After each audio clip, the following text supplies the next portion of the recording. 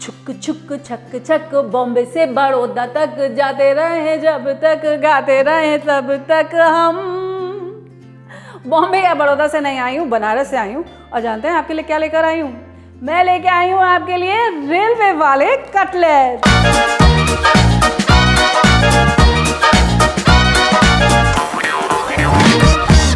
और जानते हैं सबसे मजेदार बात क्या होती थी? वो कटलेट्स के साथ आपको मिलता था ब्रेड और बटर। अब चाहें तो ब्रेड बटर का बनाइए सैंडविच कटलेट्स के साथ, नहीं तो कटलेट्स एंजॉय कीजिए ऐसे ही और ब्रेड बटर अलग से। लेकिन इनको एंजॉय करने के लिए आपको किसी रेलवे जर्नी पे जाने की ज़रूरत नहीं है, क्योंकि रेसिपी आपके साथ मैं शेयर करने जो जा रही हूँ। तो चलिए बनाते हैं ना रेलवे वाले कटलेट्स। बचपन की सबसे खूबसूरत यादों में ना जो यादें हैं वो है गर्मियों की छुट्टियों में नानी के यहाँ या दादी के यहाँ जाना।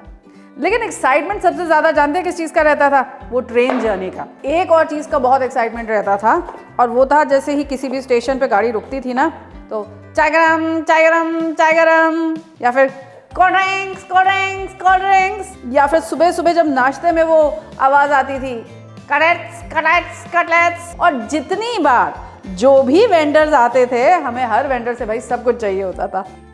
बातों बातों में गाजर तो कट गई। अरे आपको इंग्रेडिएंट्स तो बताए नहीं, तो जल्दी से सबसे पहले आप नोट कर लीजिए रेलवे कटलेट बनाने के लिए आपको क्या क्या चाहिए होगा। हमें चाहिए बॉइल्ड पोटैटोज, 1 छोटा चम्मच जीरा, स्वाद के अनुसार नमक, अमचूर पाउडर, थोड़ी सी हल्दी, लाल मिर्च का पाउडर, बीन्स, गाजर, हरी मिर्च, अदरक, मटर, चुकंदर, धनिया, ब्रेड क्रम्स और कॉर्नफ्लावर। तो शुरुआत कैसे करेंगे? हमेशा की तरह एक पैन के साथ जो चढ़ाएंगे गैस पर और गैस कर देंगे ऑन। पैन में ले लेंगे थोड़ा सा तेल, जस्ट अबाउट 1 टेबलस्पून, नो मोर।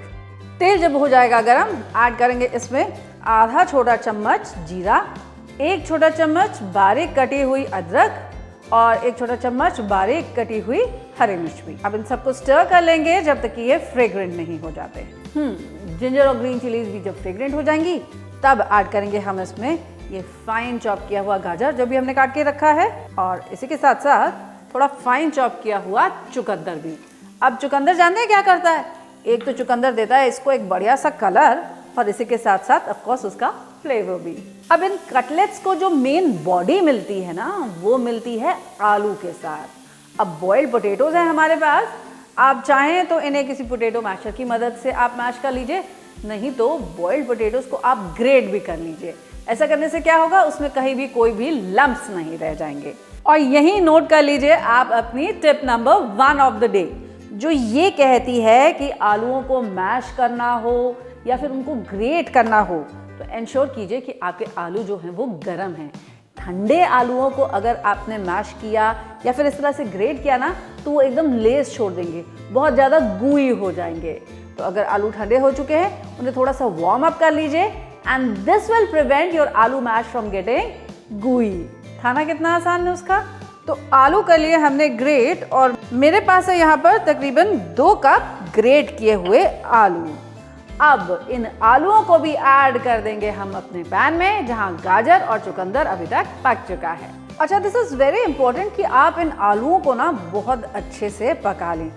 देखिए होता क्या था कि ये जो कटलेट्स बनते थे और रेलवे के डिब्बों में बेचे जाते थे, इनकी शेल्फ लाइफ लंबी होनी बहुत ज़रूरी होती थी। इसीलिए आपने नोटिस किया ना, हमने इसमें प्याज डाला ना ही जिंजर गार्लिक पेस्ट डाला। हाँ, बारीक कटी हुई अदरक ज़रूर डाली। वो इसीलिए है कि इनकी शेल्फ लाइफ बढ़ जाए, और इसीलिए इस आलूओं को भी अच्छे से भून लेना बहुत ज़रूरी है, सो दैट इसकी शेल्फ लाइफ बढ़ जाए, ये जल्दी खराब ना हो। तो जब तक आलू यहाँ पकते हैं, आपको बताती हूँ आपकी tip number 2 of the day, जो ये कहती है कि ये जो हमारी ग्रीन वेजिटेबल्स है ना, ये मटर और ये बीन्स, इनको पहले हम ब्लांच कर लेंगे, यानी गर्म पानी में उबाल करके निकाल लेंगे, ठंडे पानी में रिफ्रेश कर लेंगे, और तब इसे ऐड करेंगे अपने आलू के मिक्सचर में। किस लिए? ऐसा करने से इनका कलर बढ़िया बरकरार बना रहेगा। अब इसे फिर से एक बार छान देते हैं ताकि इसका सारा कोल्ड वाटर भी ड्रेन आउट हो जाए। अब क्वेश्चन, आलू को कितनी देर तक भूनना है? आलू को आपको तब तक भूनना है जब तक इसमें वो भुने हुए आलू की जो खुशबू होती है ना वो नहीं आ जाती, यानी कि आलू का जितना मॉइस्चर है वो सारा निकल जाए, इन वेजिटेबल्स का जितना मॉइस्चर है वो भी सारा निकल जाए। अब इसमें क्योंकि बढ़िया सी भुनने की खुशबू आ चुकी है, मैं ऐड करने जा रही हूँ अपने मसाले। आधा छोटा चम्मच हल्दी, 1 चम्मच लाल मिर्च का पाउडर, स्वाद के अनुसार ऐड करेंगे इसमें नमक। इनको भी अच्छे से पका लेंगे और तब ऐड करेंगे हम इसमें अपने ड्रेन किए हुए मटर और बीन्स। देखा आपने कितना बढ़िया कलर लग रहा है अब इसका। So let's mix this in. ज़्यादा देर इसे हमें नहीं पकाना पड़ेगा फॉर द सिंपल रीज़न मटर और बीन्स तो पहले से ही पार्शली कुक्ड हैं। ये देखिए बेसिक कटलेट का जो मिक्सचर है अब ये रेडी हो गया। अब गैस को कर देंगे हम बंद और इसमें अभी एक चीज़ हम और ऐड करेंगे और वो है अमचूर पाउडर यानी कि खटाई। पहले खटाई ऐड कर देते तो क्या होती, जब वो पकती ना तो इसके साथ खटाई के जलने का डर रहता, इसीलिए खटाई इन द एंड। मिक्सचर अच्छे से ठंडा हो चुका है। अब ऐड करूंगी मैं इसमें थोड़े ब्रेड क्रम्स ताकि इसे बाइंड करना मेरे लिए आसान हो जाएगा। मैं यहाँ पर फाइन ब्रेड क्रम्स का इस्तेमाल कर रही हूँ, पानको ब्रेड क्रम्स का नहीं। और फिर ऐड करूंगी इसमें थोड़ी सी बारीक कटी हुई हरी धनिया भी। देखा ये एकदम एक डो के जैसे इकट्ठा होने लग गया। इस कंसिस्टेंसी पे होना चाहिए आपका कटलेट का मिक्सचर। तो mixture done and now is the time to shape our cutlets. और यहीं नोट कर लीजिए आप अपनी टिप नंबर 3 जो ये कहती है कि अगर आप अपने हाथ में थोड़ा पानी लगा के तब इन्हें शेप करेंगे ना, यू विल नोटिस आपके हाथ पे आपका मिक्सचर चिपकेगा भी नहीं और इन्हें शेप करना भी कितना आसान हो जाएगा। अब इस मिक्सचर को पकड़िए आप अपने हाथ के बीच में ऐसे, ये देखिए ये क्या बन गया, टीयर ड्रॉप शेप बन गया ना। तो अपने मिक्सचर को आप इस तरह से इन फिंगर्स के बीच में दबाइए और ये देखिए परफेक्ट कटलेट की शेप रेडी। अब इसे नीचे रखिए और हल्का सा फ्लैटन आउट कर लीजिए। The perfect shape done, all ready. इसी तरह से और कटलेट्स बना लेते हैं। अब कटलेट्स को तो शेप कर लिया, अब इनको क्रम्ब कोट करके रखेंगे। अब उसके लिए हमें क्या चाहिए होगा, एक प्लेट और एक कटोरा। अब इस प्लेट में तो मैं ले जा रही हूँ फाइन ब्रेड क्रम्स। इन्हें मैंने मिक्सी में चला करके और फाइन कर लिया है। और इस बोल में मैं लूंगी 4 टेबलस्पून कॉर्नफ्लावर, ऐड करूंगी इसमें थोड़ा लाल मिर्च का पाउडर, थोड़ा सा नमक, मिक्स दिस वेल और ये हमारा रेडी हो गया कोटिंग बैटर। देखिए कितना थिन और रनी है ये। अब भगवान ने दिया हमें 2 हाथ, तो एक हाथ तो रहेगा मेरा वेट हैंड और एक हाथ रहेगा मेरा ड्राई हैंड। एक हाथ से कटलेट उठाएंगे, इसे बैटर में डिप करेंगे और अच्छे से रोल कर लेंगे and then I am going to put this in my bread crumbs. अब ये जो ड्राई हैंड है इससे ब्रेड क्रम्स से कोट कर देंगे हम अपने कटलेट को। क्योंकि होता क्या है ना, जब आप सेम हाथ से वेट ड्राई इंग्रेडिएंट्स दोनों को हैंडल करते हैं तो आपके जो ब्रेड क्रम्स हैं इनमें ढेर सारा मॉइस्चर आ जाता है हाथ के साथ। एज अ रिजल्ट ये ब्रेड क्रम्स जो हैं बहुत गीले हो जाते हैं and you lose out on a lot of bread crumbs, plus हाथ में भी चिपचिपापन। अभी ये हाथ भी साफ है और ये हाथ भी साफ है। था ना कितना आसान नुस्खा। अब ऐसे ही सारे के सारे ब्रेड क्रम्स को हम कोट करके रख लेते हैं।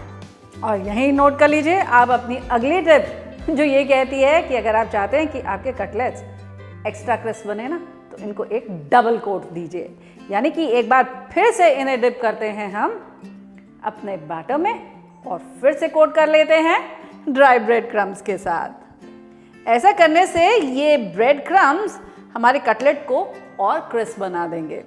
अब आप नोटिस कर रहे होंगे कि आपकी प्लेट पे तो ढेर सारे लूज क्रम्स हैं, तो जब ये कटलेट्स फ्राई करने के लिए आप ऑयल में डालेंगे ये सारे क्रम्स तो आपके तेल को गंदा कर देंगे। तो क्या किया जाए, छोटी सी डिब्बा नोट कर लीजिए। इन कटलेट्स को आप 10 मिनट के लिए रेफ्रिजरेट करके रख दीजिए और फिर देखिए लूज क्रम्स सारे गायब और तेल बिल्कुल गंदा नहीं होगा। अब आप चाहें तो इन कटलेट्स को डीप फ्राई भी कर सकते हैं, नहीं तो किसी पैन में शैलो फ्राई भी कर सकते हैं। तो अगर शैलो फ्राई करना चाहते हैं तो you need at least ½ inch of oil in your pan.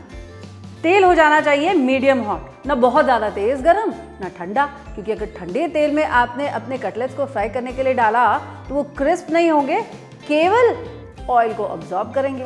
और अगर आपने बहुत ज़्यादा गर्म तेल में डाला तो क्या होगा, ये बाहर से तो इमीडिएटली ब्राउन हो जाएंगे लेकिन अंदर तक अच्छे से सिक नहीं पाएंगे।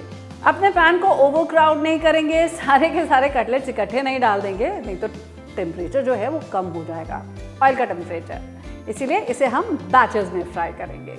अब ये रेलवे वाले कटलेट्स में और आपके जो घर के बने हुए कटलेट्स होते हैं ना, उनमें आपने नोटिस किया फ़र्क क्या होता है?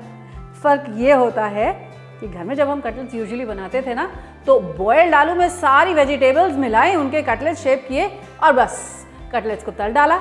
लेकिन नहीं, यहाँ हमने ना केवल वेजिटेबल्स को पहले पकाया है बल्कि आलूओं को भी अच्छे से भून दिया है, जिसकी वजह से आता था उसमें ये स्पेशल वाला टेस्ट। अब घर में रेगुलर वाले कटलेट्स नहीं, रेलवे वाले कटलेट्स बनाइएगा और मुझे जरूर बताइएगा आपकी फैमिली को कैसे लगे।